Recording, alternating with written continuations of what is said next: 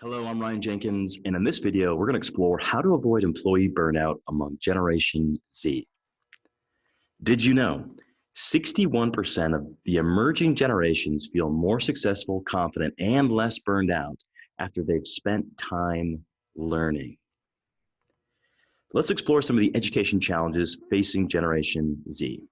The first statistic, 65% of youth entering school today will work in jobs that do not currently exist.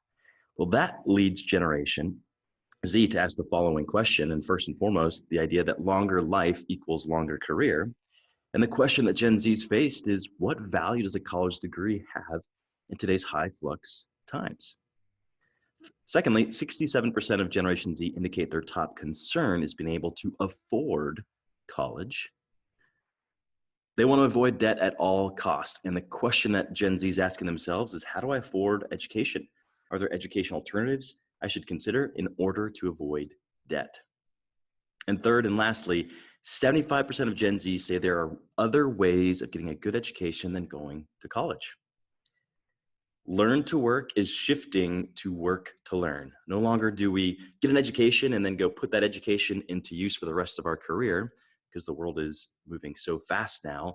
That model's now pivoting. We're actually, especially Generation Z, is thinking about, how do I go to work and learn on the job and can constantly upskill and learn new things where I can remain relevant and have a steady and healthy career.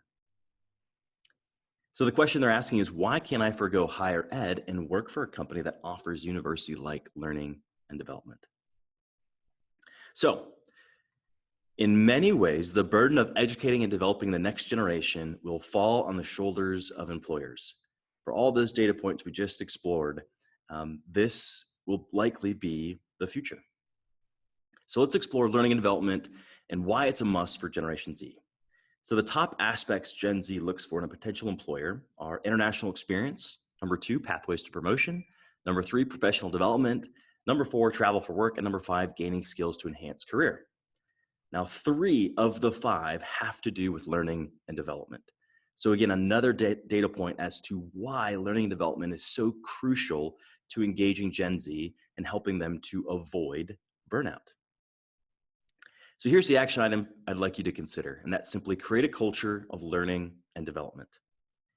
Important elements of next generation training that we all have to now consider is microlearning, short bursts of information, 5 to 10 minutes of bite-sized learning content. Number 2 is on demand. I need this idea of just-in-time learning. When I experience an opportunity to learn, can I access the information on demand? Design. If training isn't designed in a way that would this emerging generation would actually naturally consume in their social feed, they're a lot less likely to engage with it and retain the information. So design is becoming more and more important. And lastly, blended. This idea of in-person and digital, having these blended environments really can enhance the learning as well. So let me give you one example of creating a culture of L&D. And I'm going to tell you about one specific organization, but first let me give you a couple of data points. They are the most beloved brand in their category. They make more per unit than any of their competitors.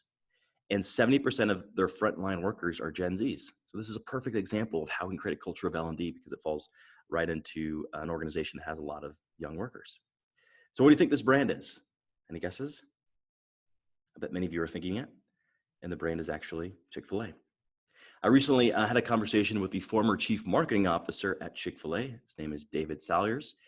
And in our conversation, he was talking about how he would interact with different franchise owners over the 30-plus year career he had at Chick-fil-A. And he always liked to ask his franchise owners this question. He'd always like to ask them, what business are you in?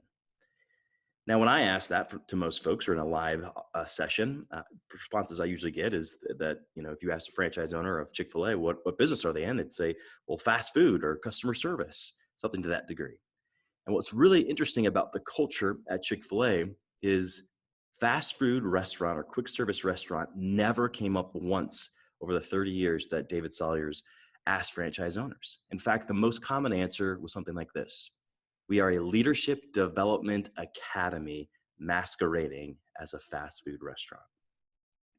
What an incredible shift, and what an incredible dynamic, and that's how you create a culture of L&D, is you you know that's everything you're about.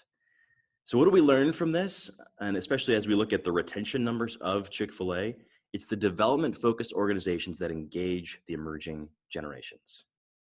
And don't forget the statistic that we looked at the top. 61% of the emerging generations feel more successful, confident, and less burned out after they've spent time learning.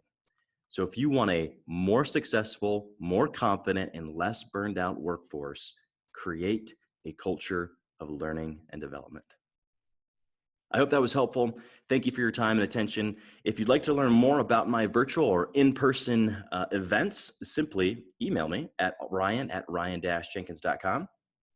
If you're interested in getting content like this in a digital course format, that's micro learning, 5 to 15 minutes bursts of information, simply visit synklx.com and you can learn more about our digital courses that you're able to insert those into your learning management systems and scale those and to grow and develop your number one company asset, which is your people.